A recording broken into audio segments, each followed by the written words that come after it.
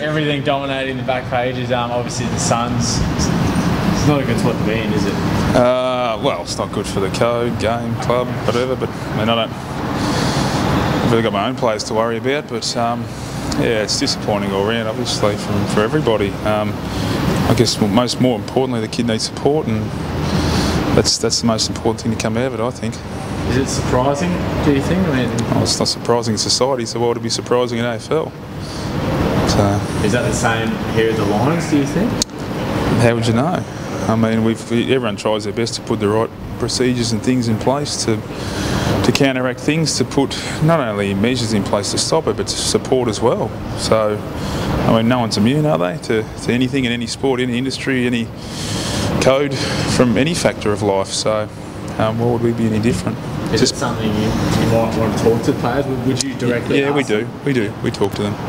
We talk to them, we educate them in these areas, both through the AFL, through the AFLPA, and we do it separately as well. So I think we're going to mention there's young boys there, 18 to 21 years of age. They've come straight out of school. They've been thrust in the whole world of things they've got to deal with at that age, which is driving, girls, drinking, partying. There's lots of things going through, and a league football career.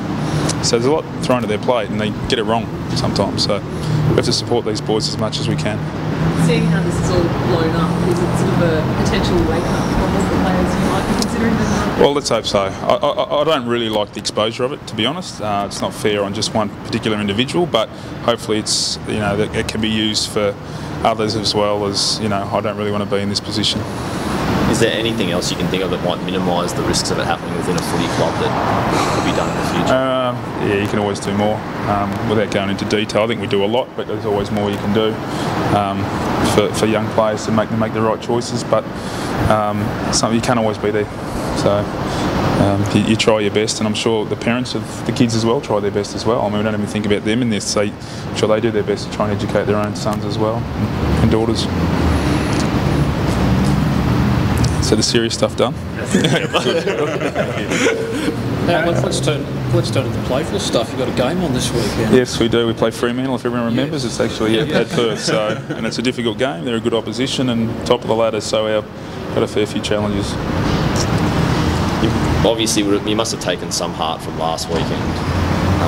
Particularly the first 3 quarters.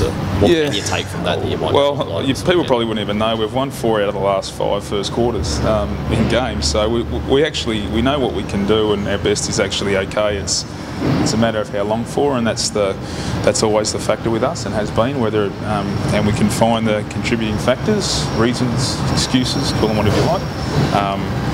Someone coming past. But obviously then we train them, and then we try and implement the game day. So that cycle's no different. It just so happens our implementation hasn't been as consistent as the better teams in the game. Have you learned anything from Fremantle's last 3 opponents? Richmond beat them. They've struggled against Gold Coast and Collingwood. Have you taken much from those? From those into you guys? Yeah, I mean, we always look at the previous opposition and what they've done well. I think one thing they've done well is match them in their strength area in contested footy, an area that hasn't been great for us. That was better for most of the game last week, so that's always got to be up. I think that's an every week thing, though. I don't think it's Fremantle dependent, but and the rest of the parts of the game is just keeping up with their ball use. And the teams in the last month have got off to a fairly good start. So they're probably the contributing factors, but whether we can do something about it's what's the important thing on game day, whether we can go out there and implement the plans and do them well, and do them for long enough, because it's a 120-minute game. So people forget it's not a 60-minute or 80-minute game. It's a long season too, isn't it? I think Freo's difficulties, for want of a better word, they're still winning in the last few weeks, shows that it's a marathon. Do you hope that maybe you can catch them in perhaps a flatter spot in their season? Let's hope so. I mean, you're always trying to get teams at the right times, aren't you? I mean, everyone goes through their ups and downs with energy and so forth. No one's immune to that.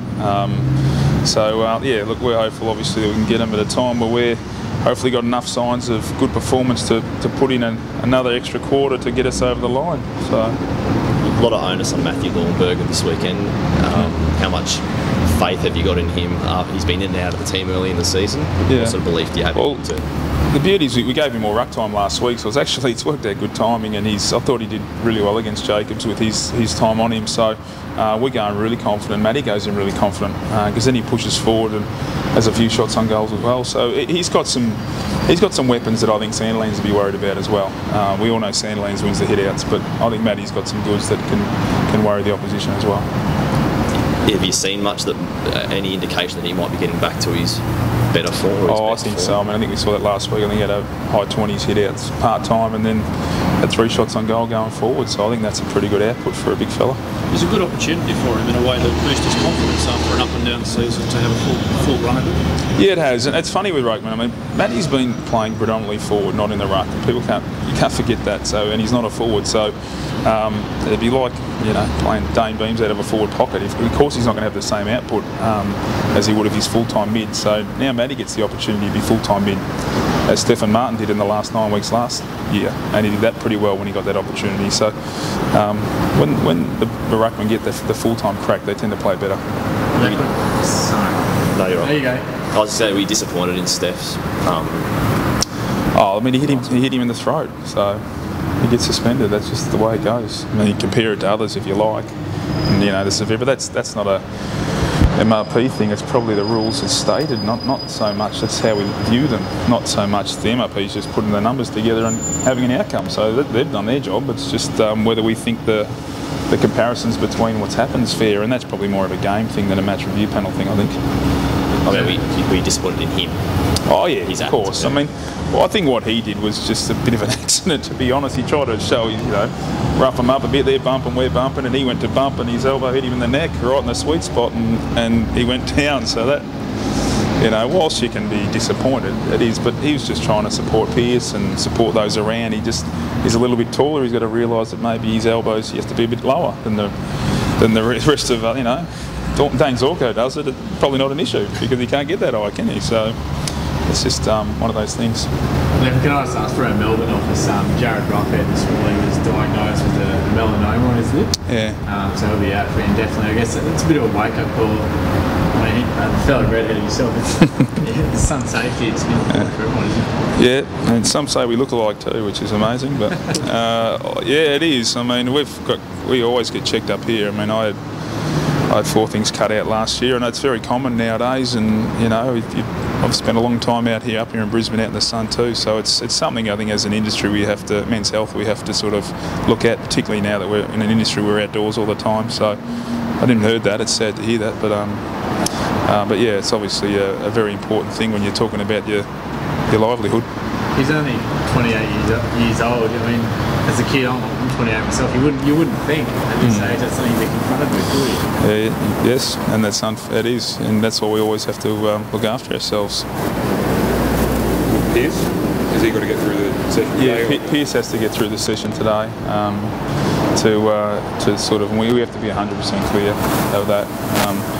One thing about that long plane flight with back-related issues, you've got to be very careful, because even if you get through this game, often it's the next week it flares up too. So we'd want to be 110% confident that Pearce is going to be right to take him this week. Is Rockcliffe any chance? Or No.